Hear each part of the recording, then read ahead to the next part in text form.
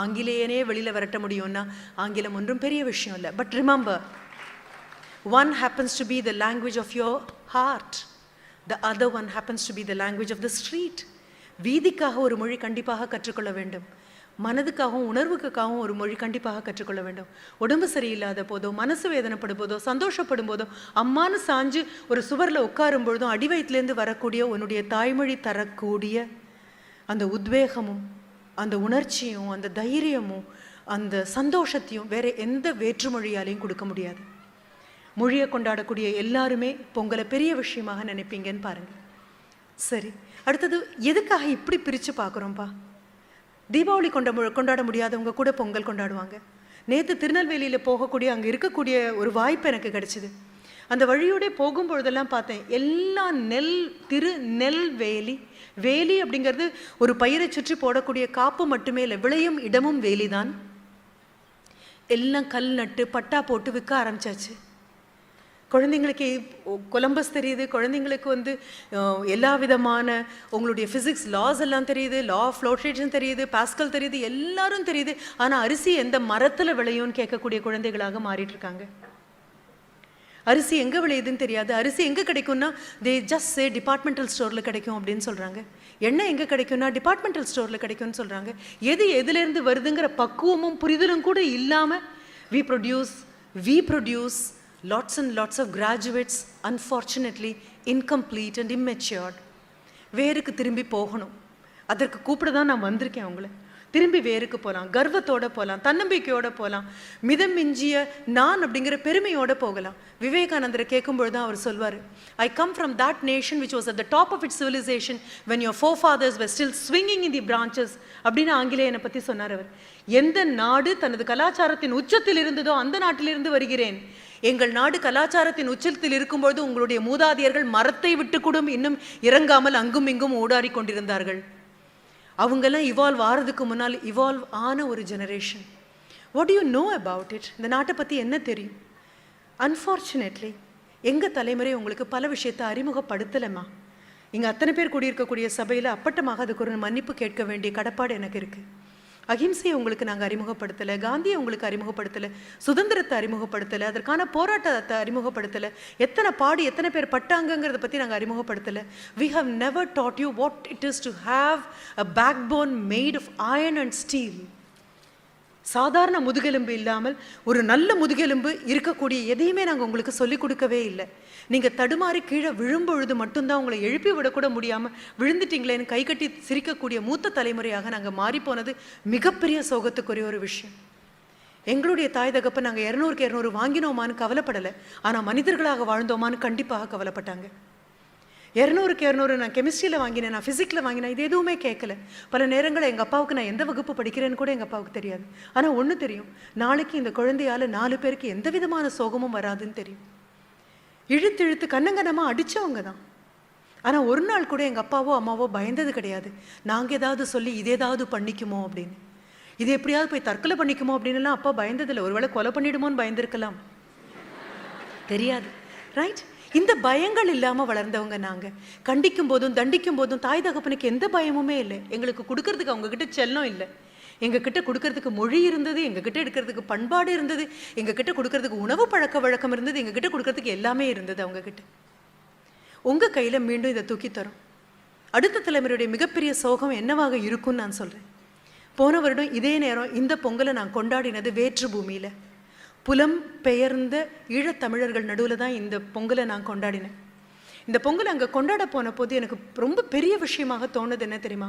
அங்கிருந்த அந்த மக்களுடைய தவிப்பு, மிகப்பெரிய சோகங்கள் எல்லாம் தாண்டி, மிகப்பெரிய துன்பங்கள் எல்லாம் தாண்டி, கண்ணில் வழியக்கூடியது கண்ணீர் இல்லாமல் ரத்த கண்ணீர் வழியக்கூடிய 75 65 ஆய்ந்த தாயும் தகப்பனும் மண்ணிலிருந்து பெயர்க்கப்பட்டு எடுத்து இன்னொரு பூமியில் கொண்டு போய் நடப்பட்டு, அவங்களுடைய குழந்தைங்களுக்கு 35 வயசாகி, அவங்களுடைய குழந்தைங்களுக்கு 40 வயசாகி, பொங்கல் அப்படின்னு சொன்ன உடனே தமிழில் இருக்கக்கூடிய கேலண்டரை பார்த்து, ஓ இன்னைக்கு தமிழ்நாட்டில் பொங்கல் கொண்டாடுவாங்க, ஓ இன்னைக்கு போகி கொண்டாடுவாங்க. தேடினாலும் அங்கே வேப்பமரம் கிடையாது, -30 டிகிரிஸ் இதில் அங்கே இருக்கக்கூடிய டொரண்டோவில்.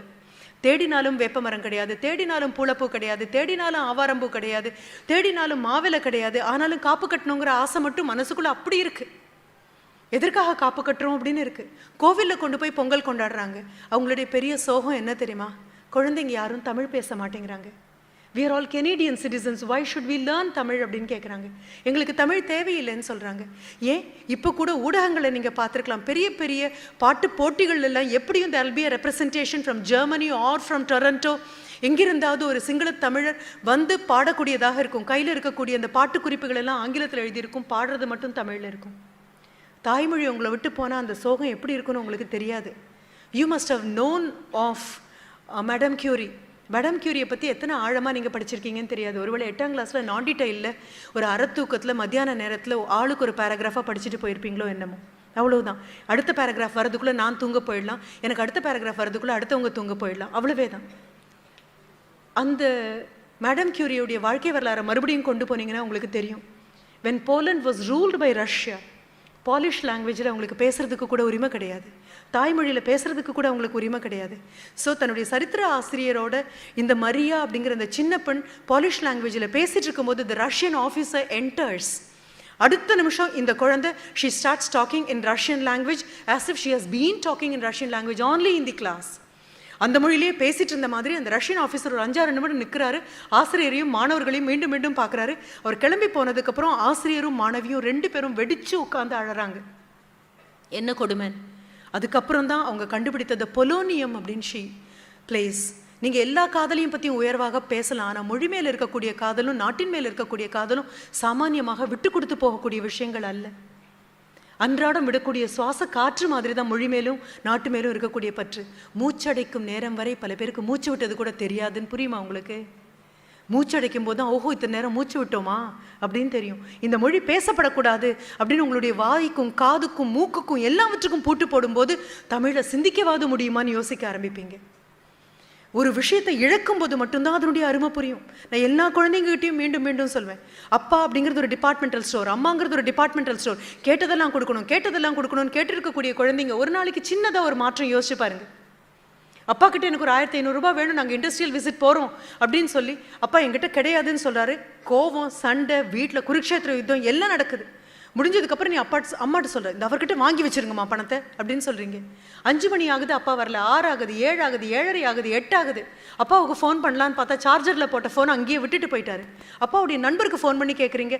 ஃபோன் பண்ண அடுத்த நிமிஷம் அவர் சொல்கிறார், தெரியலடா உங்கள் அப்பா என்னமோ 5 மணிக்கே இறங்கி போயிட்டான், உனக்கு பணம் கேட்டியான் அப்படின்னு அவர் சொல்கிறார். அப்பா எங்கே போனாருன்னு தெரியாது. மணி 6:30, 7, 7:30 IPL மேட்ச் ஓடிட்டுருக்கு, உட்காந்து பார்க்க ஒன்று மனசில். உனக்கு பிடிச்ச நண்பன் ஃபோன் பண்ணுறான், கட் பண்ணுறீங்க. பிடிச்ச ஃப்ரெண்டு கூப்பிட்றாங்க, கட் பண்ணுறீங்க. மீண்டும் மீண்டும் கட் பண்ணுறீங்க. மணி 9 ஆச்சு, 9:30 ஆச்சு, 10 ஆச்சு. வீட்டினுடைய கதவு திறக்கிற சத்தம் கேட்குது. வண்டி டயர் ஃப்ளாட் ஆனால் அந்த பழைய ஸ்கூட்டரை தள்ளிட்டே அப்பா உள்ளே வரும்போது ஓடி போய் அப்பா பணம் கொண்டு வந்தீங்களான்னு கேட்டீங்க அப்படின்னா, I am sorry, you don't have the basic right to have a father. அப்பாங்கிற நபரை ஏற்றுக்கொள்ளக்கூடிய எந்த பக்கமும் உங்களுக்கு கிடையாது. என்ன ஆயிருக்கும் தெரியுமா? போய் கேட்க மாட்டோம். 5:30 மணியிலிருந்து 10:30 மணிக்குள் இந்த முக்கியமான நபருக்கு மட்டும் ஏதாவது சம்பவித்திருந்தால் என் வாழ்க்கை எப்படி ஆடி போயிடும்னு பயந்துருவீங்க. நாளைக்கு இந்த நேரம் யாருக்கும் கண் பார்வை தெரியாதுன்னா எத்தனை பேர் இன்னைக்கு ராத்திரி தூங்க போறீங்கன்னு சொல்லுமா? மாட்டோம். ஒரு பொருளை இழந்துடுவோங்கிற பயம் வந்தால் மட்டும்தான் அதை நேசிக்க ஆரம்பிப்போம். அப்படின்னா life is going to be extremely costly because every time you lose never to get it back. கிடைக்காம கிடைச்ச மொழி 2000 வருடங்களுக்கு முன்னால் உனக்கும் எனக்கும் நீங்களும் நானும் வருவோன்னு சொல்லி உட்கார்ந்து எழுதின மொழி. பெரிய படித்த மேதையாக இருக்கலாம், 1000 பட்டங்கள் வாங்கியிருக்கலாம், அபாரமாக மேடையில் பேசலாம், கைத்தட்டல்களை வாங்கி குவிக்கலாம். ஆனாலும் இன்னும் have you ever contributed one little word to the existing language? உன்னுடைய தாய்மொழிக்கு ஒற்றை வார்த்தை இது வரைக்கும் கொடுத்துருப்போமா? இத்தனை வார்த்தையும் நீங்களும் நானும் வருவோன்னு காத்துட்ருக்கு, பயன்படுத்துவோன்னு காத்துட்ருக்கு, புழக்கத்தில் வரும்னு காத்துட்ருக்கு. ஒவ்வொரு முறையும் வார்த்தைகள் வழக்கொழிந்து போகும்பொழுது வறுமைப்பட்டு போவது மொழி. எல்லாவற்றையும் தமிழாக்கணும்னு சொல்லலை, தமிழ் அதற்கான வார்த்தைகள் இருக்குன்னு புரிஞ்சுக்கோங்க.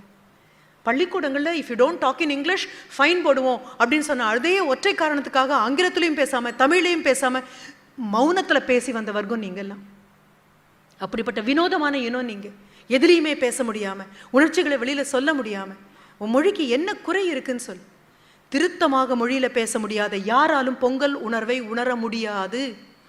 உங்களை விட சின்ன வயசில் இருந்த போது 6 வயசும் 7 வயசும் இருக்கும்போது எங்கள் வீட்டில் ஒரு பானை வச்சுருப்பாங்க, சர்வோதயா பானை. என் வயசில் இருக்கிறவங்களுக்கெல்லாம் அது தெரியும். சர்வோதயா பானை அப்படின்னே பேரு.